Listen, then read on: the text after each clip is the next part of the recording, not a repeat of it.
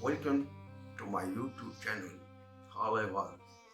मौजूद नाजरीन, खबरों, तबसरों, तज्जियों, रिपोर्टों पर मुश्तमिल इस प्रोग्राम में मैं हूँ आपका होस्ट जुल्फ़िकार हैदर सिद्दीकी।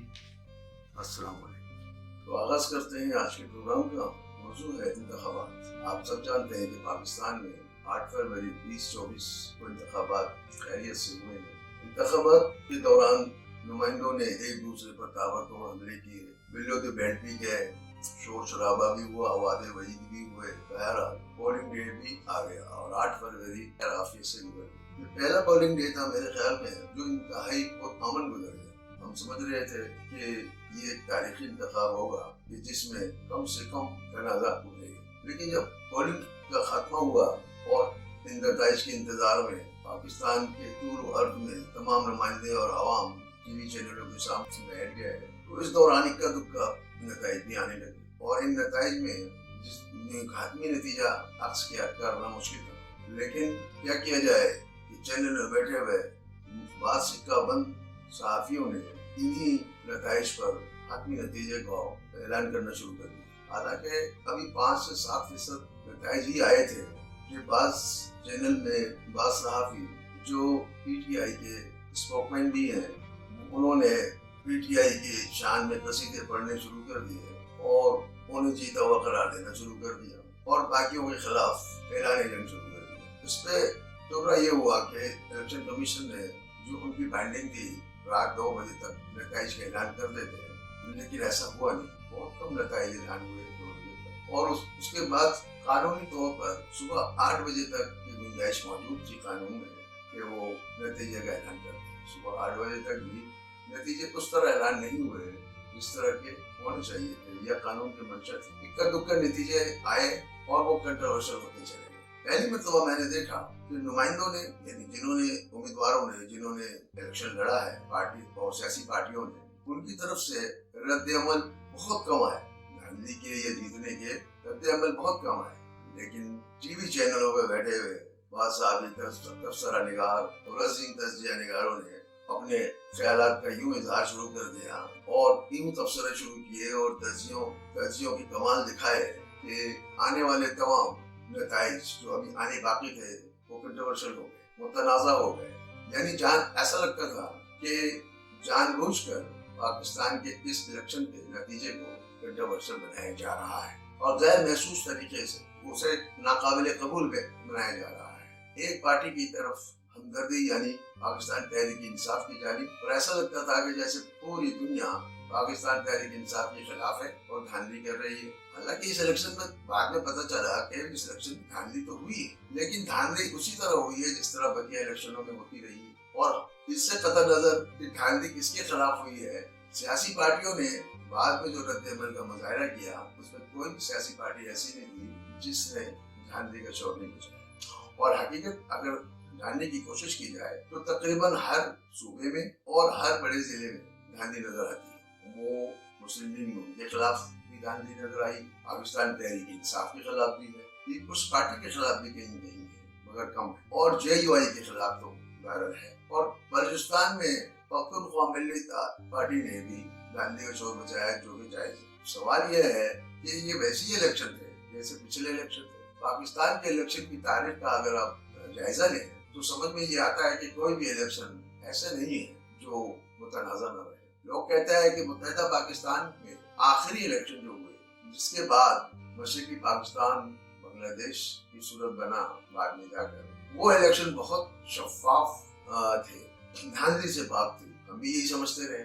जब ये हर तरफ से हमने यही सुना कि ये इलेक्शन बहुत शफाफ थे और धांधली नहीं थे, बहुत फेयर इलेक्शन थे, फ्री इलेक्शन थे, तो मुझे ये गुमान गुजरा कि जब इज्तिमाई तौर पर हैसियत मजमूई सारे इलेक्शन धांधली ज़दा हुए और अवाम ने, सियासी पार्टियों ने, उम्मीदवारों ने धांधली का नारा लगाया है, तो इसका मतलब है बहसियत मजमूई हम इज्तिमाई तौर पर पूरी कौम धांधली करने में मलवस होते हैं। कहीं इंफरादी तौर पर उम्मीदवारों के पोलिंग एजेंट, पोलिंग स्टाफ, हिमायती, वोटर सपोर्टर, और कहीं कभी एस्टेब्लिशमेंट की खुद इंस्टीट्यूशनलाइज धांधली कराती है, जैसे कि 2018 के इलेक्शन और जैसे कि सदारती इलेक्शन ज़ियाउल हक का रेफरेंडम। اور جیسے کہ ایوب خان کا صدارتی الیکشن جس میں بدترین دھاندلی ہوئی اور محترمہ فاطمہ جناح کو ہرایا گیا. اس وقت کے لوگ جو سیاست میں تھے بزرگ آج جب ملتے ہیں تو ہمیں بتاتے ہیں کہ کس طرح سے محترمہ فاطمہ جناح کے خلاف دھاندلی کی اور ان کو ہروایا گیا، اور جس کے نتیجے میں فیلڈ مارشل محمد ایوب خان پاکستان کے صدر بن گئے. وہ بھی بہت بدترین دھاندلی والے الیکشن تھے. تو یہ کیسے ممکن ہے کہ ایک سے زائد الیکشن میں پاکستان میں بڑے پیمانے پر دھاندلی ہوئی؟ دھاندلی فرشتے تو آگے نہیں کیا، اس قوم کے لوگوں نے کیا. یہ کیا بات ہوئی کہ یہ فلاں امیدوار نے دھاندلی کی؟ بھائی امیدوار تو ایک ہے، پولنگ اسٹیشن تو سینکڑوں ہے، اور جہاں پہ ہزاروں پولنگ اسٹاف چاہیے ہوتا ہے تو وہاں پر ہر ایک ہی آدمی تو دھاندلی نہیں کر سکتا. اس کے لوگ ہوتے ہیں، پارٹی کے کارکن ہوتے ہیں، حمایتی ہوتے ہیں جو اس کے اشارے پہ کرتے ہیں دھاندلی کا کام، سپورٹ کرتے ہیں اس کو. تو ایک آبادی کا ایک بہت بڑا طبقہ دھاندلی میں ملوث ہوتا ہے. یوں ہم کہہ سکتے ہیں دہشت مجموعی قومی جرم ہم کرتے ہیں، پوری قوم کرتی ہے اور وہ دھاندلی میں ملوث ہوتی ہے. تو پھر میرے دل میں یہ خیال گزرتا ہے کہ ایک الیکشن بہت دھاندلی زیادہ ہوئی اور فوراً دوسرا الیکشن بالکل شفاف ہو جائے، یہ کیسے ہو سکتا ہے؟ قوموں کا رویہ اچانک نہ بدلتا ہے اور نہ اچانک تبدیل ہوتا ہے. اگر آج کے الیکشن میں دھاندلی ہوئی ہے تو اگلے 5 سال کے الیکشن میں بھی دھاندلی ہی ہوگی.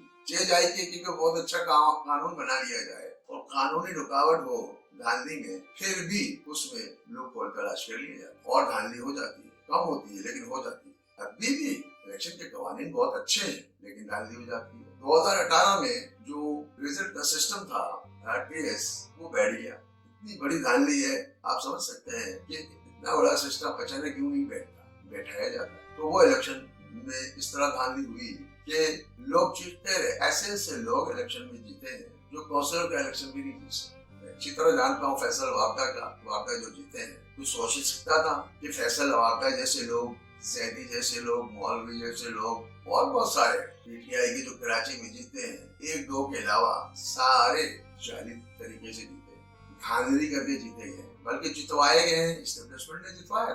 آج وہ کھڑے ہو جائے، فیئر الیکشن ہو جائے تو انہیں 1000 ووٹ بھی نہ ملے، لاکھوں ووٹ لے کے جیت گئے. وہ بھی مجھے یاد ہے کہ جب 2018 کے الیکشن کے دوران کے بعد 2018 کے الیکشن کے بعد جب یہ لوگ فیصل وابدہ، زیدی وغیرہ جب اسلام آباد بنی گالا گئے عمران خان سے ملنے مبارکباد دیتے ہیں، تو عمران خان نے حیرت اور مذاق کے انداز میں ان کے پیٹھ پہ ہاتھ مارتے ہوئے کہا، ارے تم لوگ بھی جیتے. یعنی اسے بھی یقین نہیں تھا عمران خان.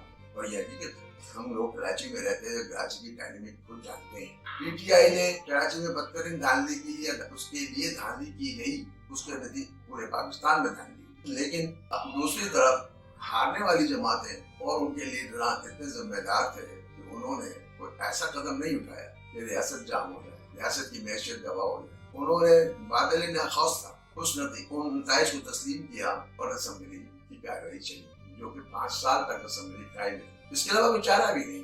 ریاست کے لیے آپ کو بہت قربانی دینی پڑتی ہے. یہ جانتے ہوئے بھی کہ یہ دھاندلی ہوئی ہے، آپ پروٹیسٹ بھی کرتے ہیں لیکن سسٹم کو ڈیٹیل نہیں ہونے دیتے. یہ تو تحریک انصاف ہے کہ اگر ہار جائے تو سسٹم ڈیٹیل کرنے کے پے در پے ہوتے ہیں، جیت جائے تو وہ الیکشن ہے، ہار جائے تو دھاندلی. تحریک انصاف کا یہ ریکارڈ ہے شروع سے، وہ ہار کو تسلیم نہیں کرتے. کتنی حیرت کی بات ہے کہ تحریک انصاف کا جو لیڈر ہے وہ ایک اسپورٹس مین کرکٹر. اسپورٹس مائنڈ کو اسپورٹس میں پہلی سبق یہی سکھائی جاتی ہے کہ ہار کو خوش دلی سے تسلیم کرو. لیکن حیرت کی بات یہ ہے کہ عمران خان نے کبھی ہار تسلیم ہی نہیں کیا. کہ کیسا اسپورٹس مین ہے، میری سمجھ سے بالا کر.